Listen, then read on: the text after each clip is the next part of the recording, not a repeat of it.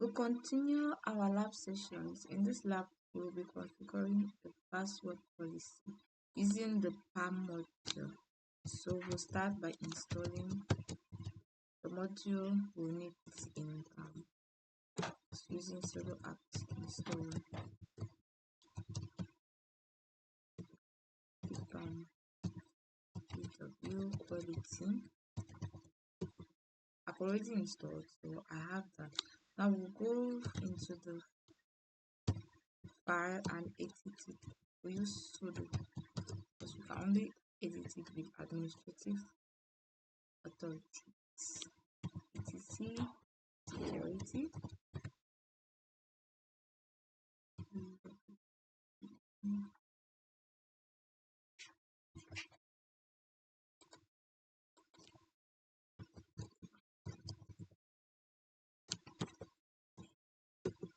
Okay, so we start by setting the minimum length for our password. So set the minimum length for our password to be 19.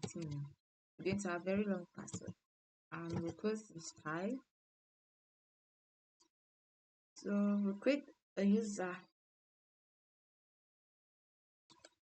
using a slightly different command from what we've used in previous labs. Instead of using user add, we'll do add user.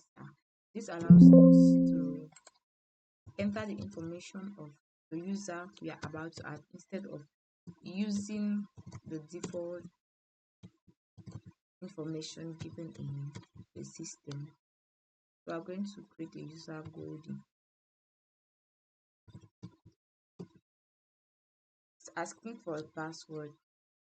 Now I'm going to put a password that is shorter than what is required, and we see it says what the password is shorter than 19 characters. So it says we should retype our passwords.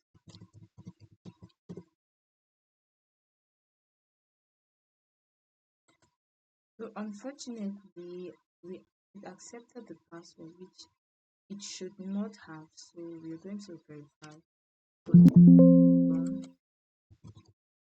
So we'll just continue creating the user. We're just giving some dummy information because we will not really use the password. Is this information correct? Yes. So we'll check our file again. See we have 19 there. So we notice that the password policy we configured only gives us a verbal warning but does not enforce this warning. So we're going to do some other edits to this PAMW configuration file. So we're going to edit the max class, main class. So we set our main class to 3. What this policy does is that it's going to accept a minimum of 3 different classes in our password. So it's either going to be we need to have digits or special characters or alphabets or some other class, and we put the max class repeat of 5. This allows us to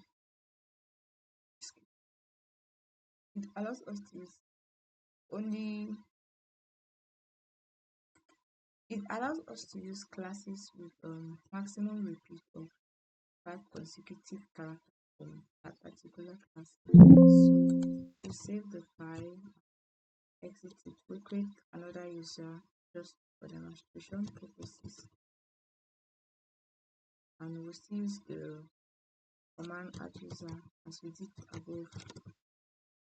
Now we can name our user.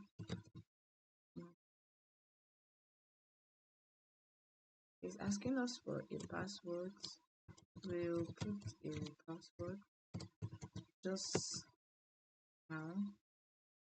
I put just letters in my password, so this is what it gives us. The password contains more than 5 characters of the same class consecutively.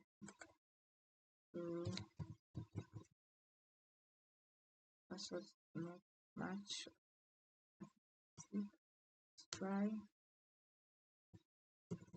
another password. Same.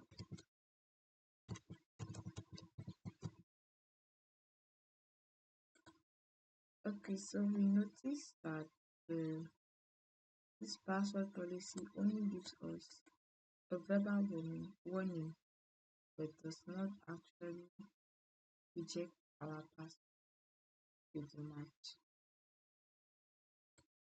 Normally, this shouldn't be so. We should check our password, reject them if they do not meet up with the standards. I've probably done some editing to this virtual machine which is affecting this code. But for now, this is what we get. When I find out the error, we're going to rectify this in subsequent video. So this is where this video is going to end. And go back to our file and some other changes.